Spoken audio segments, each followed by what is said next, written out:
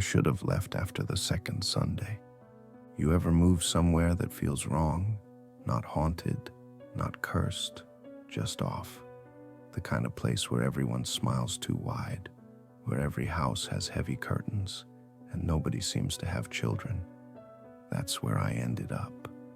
Quiet town, cheap rent, a church that rings its bells every Sunday like clockwork. At first I thought it was quaint, the kind of place that still holds potlucks and sings hymns in 4-part harmony. But something was wrong. The people here don't just go to church, they fear it. The way they stop what they're doing when the bells ring, the way their faces go pale at the sound, the way they speak in half-truths and look at your hands when they ask, "Are you coming to service?" Then came the whispers about the doors only opening after a death, about the sermons that change each week depending on who's offered, about what happens if no one is. I didn't believe it until the morning the bells rang and the doors stayed shut. I saw what the church sent out. Now I know the truth. The Church of St. Mortis doesn't want your faith. It doesn't want your prayers. It wants your flesh. And if you can't give it a body by sunrise, it will choose one for you. If you're hearing the bells already, I'm sorry. It's too late to leave. But maybe, it's not too late to survive. Follow these tips. Burn this page when you're done. And never ever miss a Sunday. Tip 1. Never miss a Sunday. It doesn't matter if you're sick, injured, or begging for sleep with bags under your eyes. When those bells ring, you go.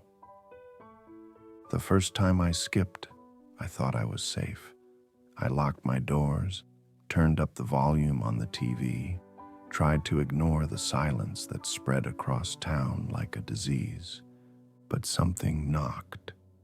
Not loud, not frantic, just deliberate. 3 slow taps on the window pane, then again on the back door, then again, always in threes, always closer than before. When I finally looked outside, no one was there. Just wet footprints leading away from my front porch, barefoot, human-sized but too long. And they didn't walk, they dragged.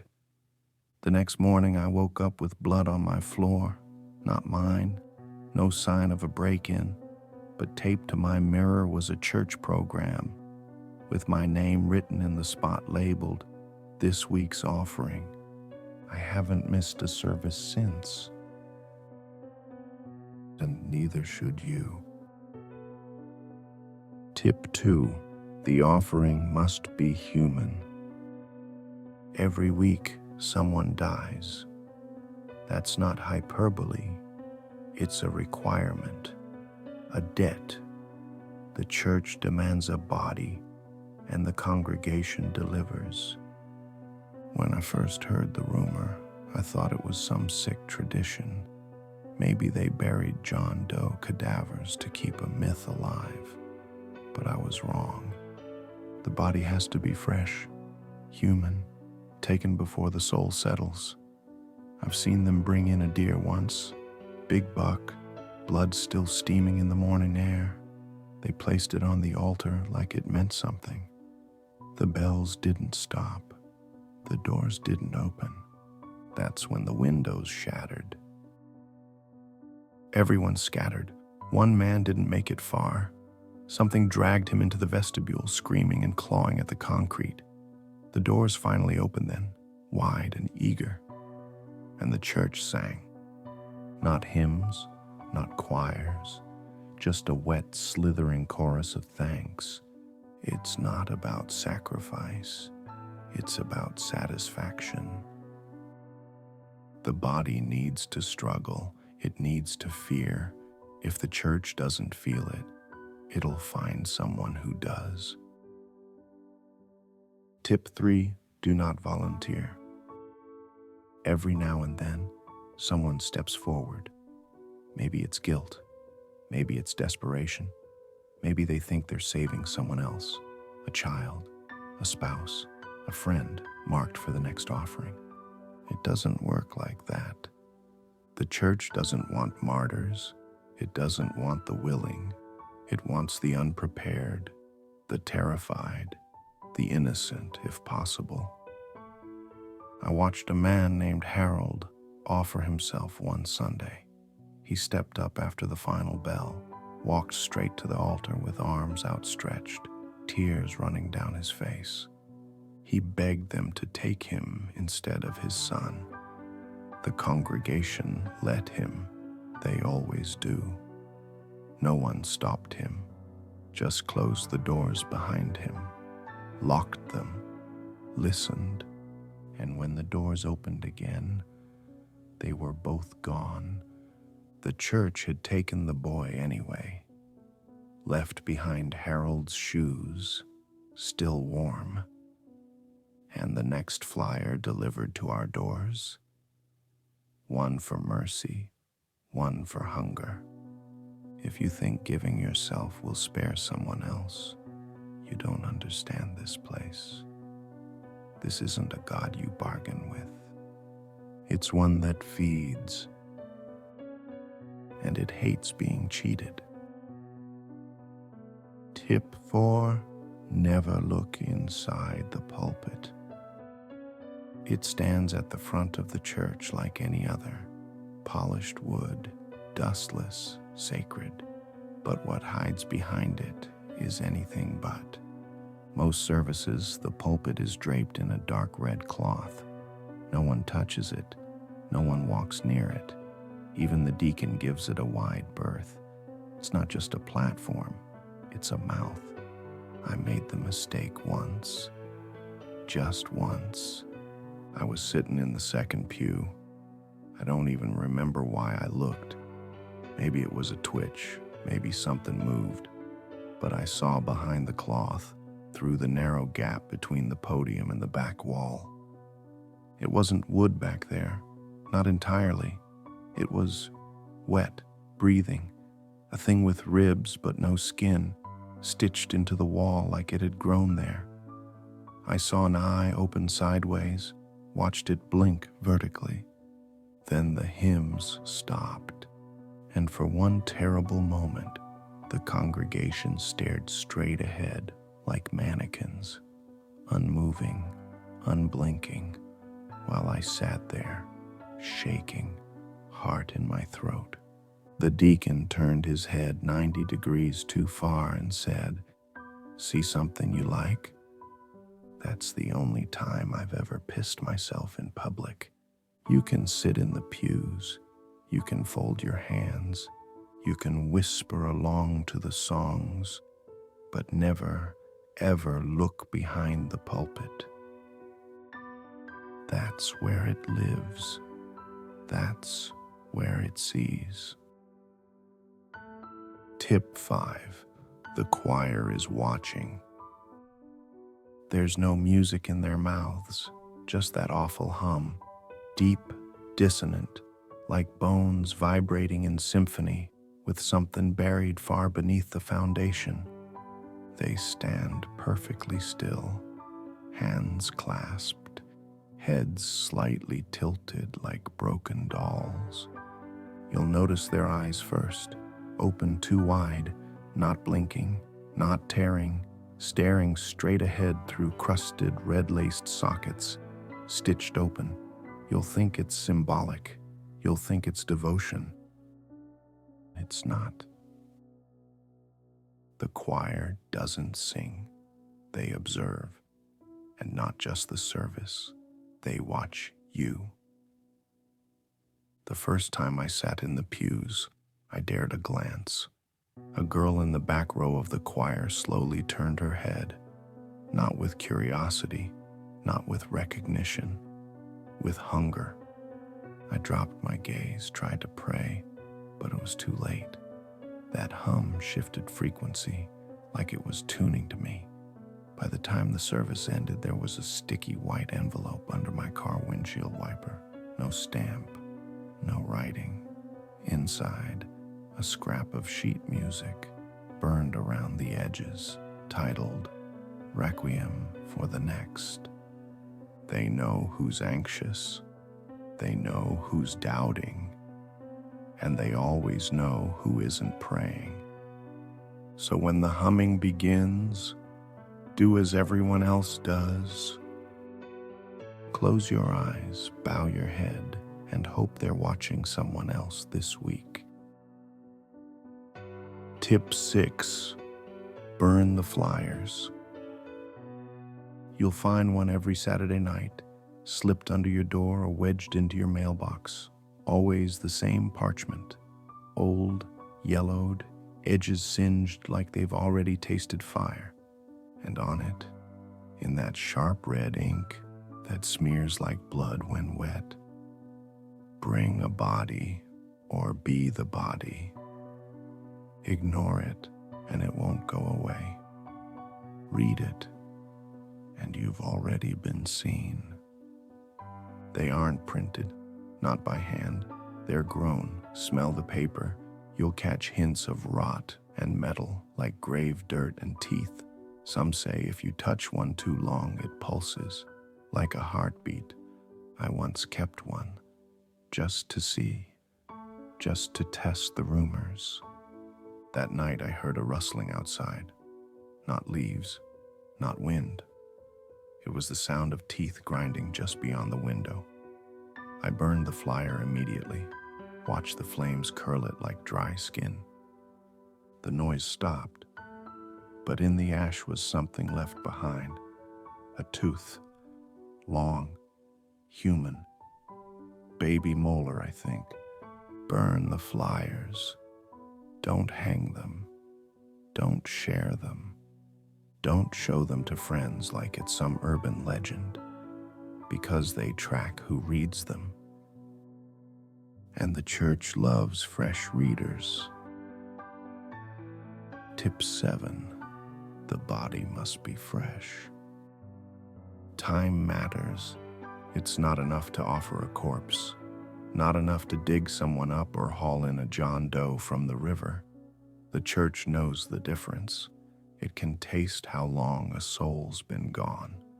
The offering has to be recent, alive no more than an hour before the bells, and not peaceful either. It can't be someone who went quietly in their sleep. I learned that the hard way. There was a man on life support in town. No family, brain dead. Someone thought they could game the system, pulled the plug just before dawn and dragged the body into the chapel, propped him up on the altar like a rag doll. The doors didn't open. Instead, every candle in the church went out. The bells stopped mid-ring, and the walls began to bleed. Not drip, bleed. Thick, pulsing streams from the crown molding, down the stained glass, across the hymnals. Then the gurgling started from under the pews. Something else had to be fed that day. We never saw the person who brought the body again, but we found their car parked outside, engine running, driver's seat full of hair and teeth. If you're going to make an offering, make it fresh. Not just dead, newly dead. Still warm skin, muscles twitching, soul still screaming its way out. Because if the body's too cold, the church might come looking for yours instead. Tip 8. Don't trust the deacon. He's the only one who speaks. The rest of the congregation keeps their heads bowed, eyes shut, lips sealed. But the deacon, he smiles, he welcomes, he acts like a man of God. Soft voice, warm hands, every word dipped in honey. It's an act. He's not here to save you. He's here to measure you. During my third service, I was shaken. Couldn't help it. I hadn't slept. I was certain my name would be next. The deacon noticed, walked right up to my pew, knelt beside me and whispered, "You've got good weight to you, strong shoulders. You'd please him greatly." Then he winked, like it was a compliment. He doesn't flinch when the screaming starts. He doesn't look away when the altar opens. And when a name is chosen, he's the one who knocks. The worst part, he remembers things he shouldn't, things you only thought. I once told myself, silently, if it comes down to it, I'll run. The next Sunday, the deacon opened his sermon with, "There is no place to run when the pews are your grave. Do not confide in him. Do not follow him. And if he ever leans close and says, 'We've already picked your hymn,' start counting your Sundays. You don't have many left." Tip 9. Do not stay after the final hymn. When the service ends, leave immediately. The final hymn is your only warning. It's not a song for celebration. It's a signal, a lullaby for something that wakes if the doors remain open too long. Every note is drawn out like a death rattle. The melody is wrong, off key, crawling down your spine like icy fingers. When the last note fades and the bells ring one final time, that's your cue. Stand, walk, do not linger. I made the mistake of waiting once, just to watch, just to see what everyone else was so afraid of. The moment the doors closed, the stained glass windows darkened, not from the outside, from within. Shadows began to rise from beneath the altar, long, thin things shaped like people, but moving like smoke. The air turned heavy, my ears bled. I stumbled out just before the locks engaged. Others weren't so lucky. They don't speak anymore. They just sit silently at the next week's service, humming with the choir. Now I leave before the final note ends, even if I'm mid-prayer. Even if someone tries to stop me. Because whatever the church sings to at the end, it sings back, and it feeds after dark. Tip 10.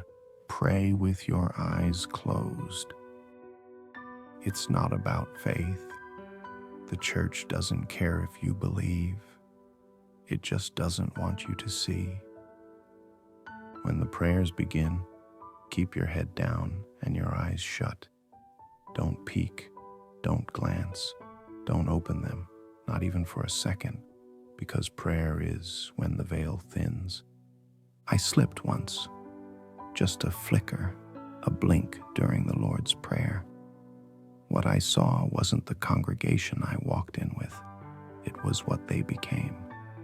Faces stretched, skin pale and paper thin, mouths moving in perfect, unnatural sync, not speaking words but muttering something older, deeper, limbs longer than they should be, eyes gone, just sockets leaking thick black tears, and something in the rafters clinging to the beams, watching, humming, smiling with teeth that clicked in time with the amens.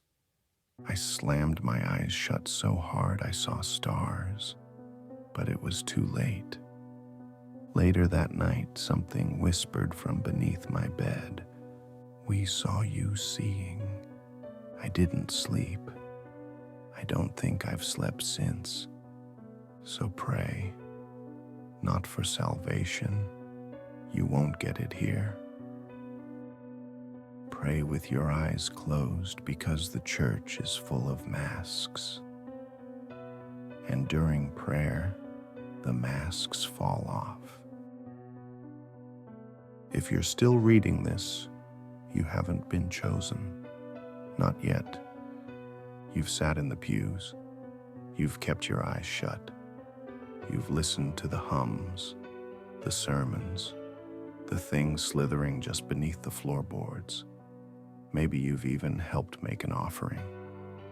Maybe you've watched someone you knew be taken. You're surviving. That's more than most. But don't mistake survival for safety. The church doesn't forget. It doesn't forgive.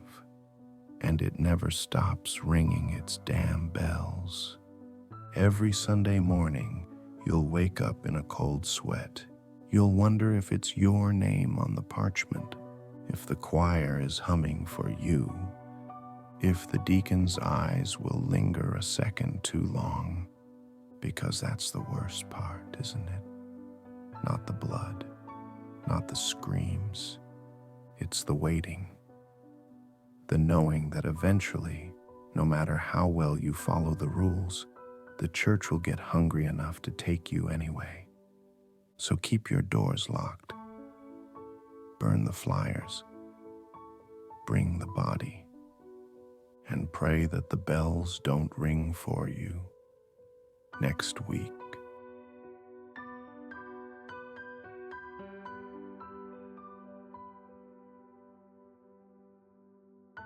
If you're still breathing, go ahead and like the video. Subscribe if you dare. There are plenty more nightmares waiting for you. And whatever you do, don't forget to ring the bell. It's the only way you'll hear the warnings in time.